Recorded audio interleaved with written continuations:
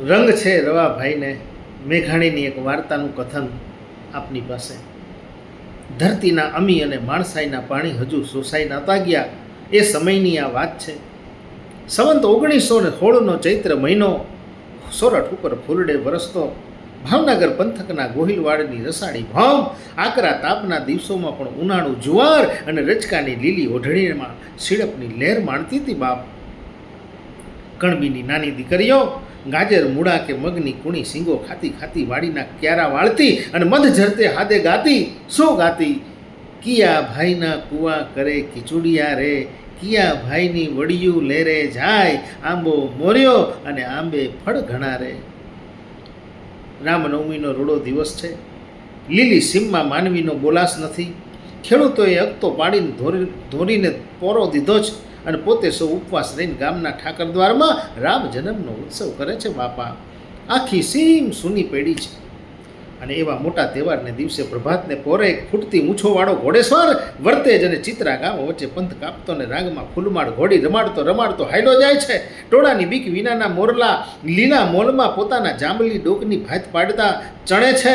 વર્તેજના આંબાવાડિયાની શાખો ચાકતી કોયલો ડાળે ડાળે હિંચકે છે. અને આવું સોને મઢેલું હવાર, આવા ગહેકતા આંબેરણ, ઊંચા ઘાટા ચાસિયામાંથી ગળાઈને આવતો મીઠો પવન અને દેવ પંખીના ટકોર. પણ ચૈત્ર મહિનાની આ છલકાતી શોભામાં ઘોડેસવારનું મન નથી હો બાપ. અને દેવપંથીના હાકે રાખો ભાઈ, હાકો ઝટ બાપા, જોજો હો ક્યાંય રામનોમ રસ્તામાં ન કરવી પડે. પોતાની સાથે ખોરડા બાંધવાના કાટના 2 ગાડા હતા. એના હાકનારને રજપૂત આમ ટોકતો આવે છે. ગાડા કડકડતા ભેરા છે. એક ગાડું મૂળું પરમાર નામનો રજપૂત હાકે જ, બીજે ગાડે જગો મકવાણો નામનો કોળી બેઠો જ. વર્તેજ અને ચિત્રા વચ્ચેના કાળિયા આંબાની નજીક આવે છે ત્યાં રજપૂતે જોયું કે 25-30 ઉતારું ભરીને બીજા 3-4 ગાડા ચાલ્યા જાય છે. સ્ત્રી પુરુષોનો આવડો મોટો સંઘ જાતો જોઈને અસવારે ઘોડીની લગામ જરા ઢીલી મૂકીને ચાલ વધારી. પલક વારમાં તો આંબી પણ ગયો હો. આગેથી એને સંઘને ઓળખ્યો છે. લાગ્યું કે આ તો આપણા ગામના ગોરધન શેઠ અને ઓલિયા રિયા એ તો દડવાના ચાપસી શેઠ. અને ત્યાં તો સંઘમાંથી પણ સામો અવાજ આવ્યો છે. ઓહો હો હો હો હો, આ તો આપણા રવાભાઈ, આ તો બાપુ, આવો આવો, તમે ક્યાંથી? જય સ્વામિનારાયણ, જય સ્વામિનારાયણ ગોરધન શેઠ, ચાપસી શેઠ, જય સ્વામિનારાયણ. રવાભાઈએ જવાબ આપ્યો, આપણા ઓરડા ચણાય છે તે એના સારું કાટ લેવા હું ભાવનગર ગયો હતો. ઠીક થયો ઠીક. 2-3 સઠિયા બોલ્યા, અમે તો ભાવનગર કારેજ ઉપર ગયા હતા, ત્યાંથી આજ ઘેરે જઈ છી. હારે 5-7 હજારનું જોખમ છે. સારું થયું કે તમારો ઘર સુધીનો સંગાત થયો. હા ભલે જો એમ જ હોય તો આપણે હારે હાલશું, પરંતુ મારે હવે હોશિયારી રાખવી પડશે. એમ કહીને રવાભાઈએ પોતાના કાટના ગાડા આગળ કર્યા, વચમાં વાણિયાના ગાડા રાખ્યા અને પોતે ઘોડેસવાર થઈને પાછળ ચાલ્યા. નદીનો લાંબો પટ વટાવીને કાંઠે સામે આવ્યા. ચકોર રવાભાઈએ જોયું કે કાળીએ આંબેથી 2 હથિયારબંધ સિંધી લોકો પાછળ પાછળ ચાલ્યા આવે છે. એને જોઈને રવાભાઈએ પૂછ્યું, કા ભાઈઓ ક્યાં જાઓ છો? સિંધીઓ બોલ્યા, આ સરહદ અમારો જુંબો છે. કોઈ વટેમાર્ગુ સાથે જરા જોખમ હોય ને તો અમારે તેની રક્ષા માટે ચાલવું એવો દરબારી હુકમ છે. આવો જવાબ મળતા છતાં રવાભાઈને શંકા તો રહી ગઈ. એણે કહ્યું, તેમ હોય તો ભલે, પણ અમને તમારી જરૂર નથી, કારણ હું રાજપૂત ગરાસીઓ છું અને સાથે છું, માટે તમે તમારે ખુશીથી પાછા વળો. પણ વાણિયા બોલ્યા, 1 કરતાં 2 ભલા માટે રવાભાઈ બાપુ ભલે નહીં હારે આવે. રવાભાઈએ વધુ આગ્રહ ન કર્યો અને સૌ રસાલાએ આગળ હાલવા માંડ્યું છે. રવાભાઈ કાઠિયાવાડમાં આવેલા પચ્છે ગામના દેવાણી ભાયાત, વડોદના ભાગીદાર અને ભાવનગરથી આવતા કાળિયા આંબા આગળ સાથે થયા. રોંઢો ઢેળો હાજ નમવા માંડી. ચોગઠ અને ડભળિયા ગામો વચ્ચે કાળીસર નદી ઉતરીને સૌ સામે કાંઠે આવ્યા છે. અને એ સમયે રવાભાઈની ચકોર ને વહેમેલી આંખોએ બીજા 2 શસ્ત્રધારી પુરુષોને રસ્તા વચ્ચે બેઠેલા જોયા જ. પ્રથમથી જ આ રજપૂત ચારેય તરફ નજર ફેરવતો હોશિયારીથી હાલે છે. એમાં પોતે માર્ગમાં બેઠેલા શસ્ત્રધારી પુરુષને જોઈ આડી અવળી નજર ફેરવી. ત્યાં તો દૂરથી આડે માર્ગે બીજા શસ્ત્રધારી પુરુષોને પણ પોતાની તરફ આવતા જોયા છે. એક તો પ્રથમથી જ સાથે ચાલતા 2 હથિયારબંધ માણસો વિશે એને વેમ તો હતો જ, અને એમાં આ બધાનો મેળ જોઈ અને ખાતરી થઈ કે આ હારે હાલ ચાલનાર શસ્ત્રધારીઓ જુબેદાર નથી, પણ વાણિયાઓ ઉપર હેરું છે. ધીંગાણો કરવાનો વખત આવી પહોંચ્યો છે એમ ધારીને પોતાની ભેટ કસી તલવારની કોટી છોડી હોશિયાર થઈ શું થાય છે તે જોતા રવાભાઈ ચૂપચાપ આગળ વધતા ચાલ્યા છે. આડે માર્ગથી આવતા બે હથિયારધારીઓ આગળ બેઠેલા બે આદમી સાથે ભળી ગયા અને ચારેય જણાએ એવા ગાડા ઢોકણા આવ્યા ને એવા જ રસ્તામાં વચ્ચે ઊભા રહી પડકારો કરીને ગાડા ઊભા રખાવ્યા ને કેવું કે અમને આમાં અફીણ હોવાની શંકા છે, માટે આ ગાડીઓની ઝડતી લેવા દો. ગાડા અડકા. રવાભાઈ ચેતી ગયા. પોતે ઘોડી ઉપરથી ઉતરી પોતાની બંને ગાડેવાળાને સાથે લઈને આગળ આવ્યા અને ઝડતીને બાને ગાડા અટકાવ્યાનું જાણી આગળ આવેલા શસ્ત્રધારીઓને નરમાસથી પૂછ્યું, ભાઈઓ, આગળના ઝાપે દરબારી પટેલની રૂબરૂ તમે ખુશીથી તપાસ કરજો, પણ આમ વગડામાં અંતરિયાળ ઝડતી ન હોય માટે કોરે ખસો અને ગાડા હલવા દો. આટલું કહેતા જુબેદાર તરીકે સાથે ચાલતા બે માણસ માયલો એક બોલ્યો, દરબાર, તમારા કાંટાના ગાબડાની ઝડતી નથી લેવી, માટે તમે તમારા ગાડા હાંકીને હાલતા થાવ અને આ બીજા ગાડાની ઝડતી તો લેવી જ પડશે. રવાભાઈ તો પ્રપંચ પામી ગયા. બાપ, હારે ચાલતા બંને આદમી જુબેદાર નહીં પરંતુ આ લૂંટારી ટોળીના માણસો છે એમ ખાતરી થઈ ચૂકી.